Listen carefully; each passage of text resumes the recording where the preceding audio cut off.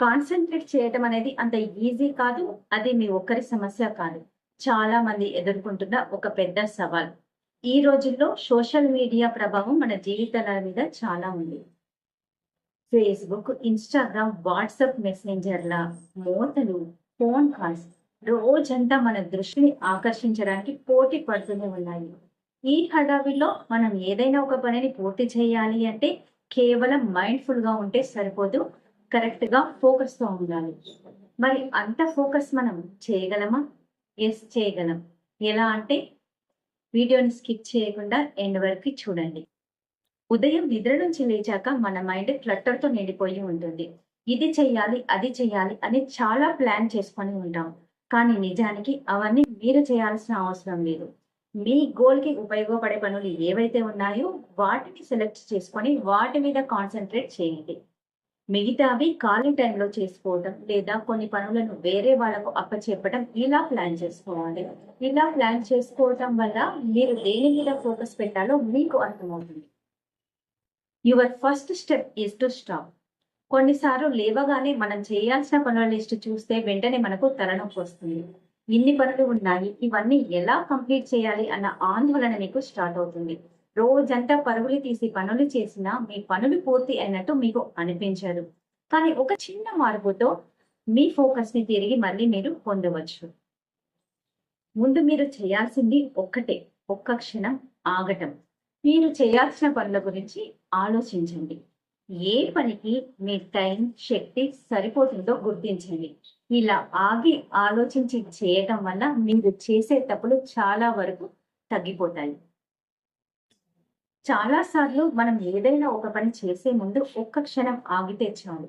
మనం చేయబోయే పని తప్ప, ఒప్ప అని మనం ముందే గ్రహించగలుగుతాం.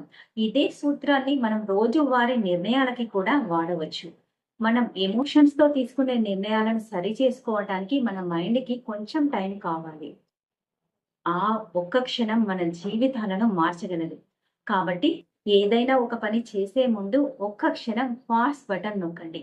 ఈ ఆలోచన, ఈ పాస్ మన క్లారిటీకి, మన కొత్త ఆలోచనకి ఉపయోగపడుతుంది.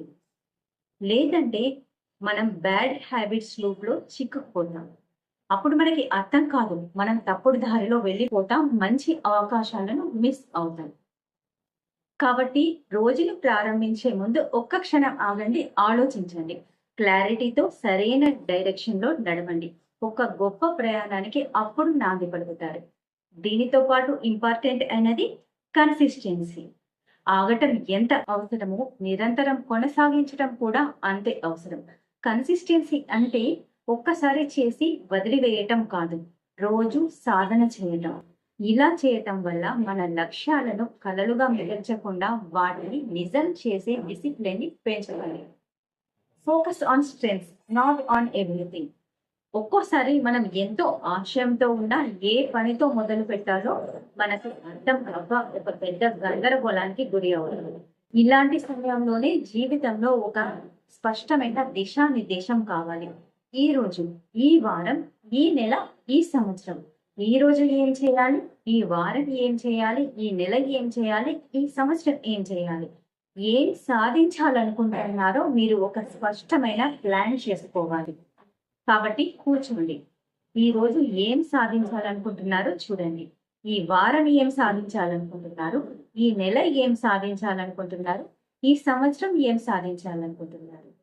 ఇవన్నీ కరెక్ట్ గా చెయ్యాలి అంటే మొదట మీరు ఫోకస్ చేయాల్సింది 2 విషయాల మీద. ఒకటి మీ చాయిస్ల మీద, 2 మీ స్ట్రెంగ్త్స్ మీద. మనం చేయాల్సిన పనుల లిస్టు పెద్దదిగా ఉన్నప్పుడు ఏ పని ముందు చేయాలో మనకు అర్థం కాదు. అందుకని ఏ పనిలో మీకు టాలెంట్ ఉంది, ఏ పనిలో మీకు ప్యాషన్ ఉంది, వాటిని ఎంచుకొని ముందుకు సాగండి.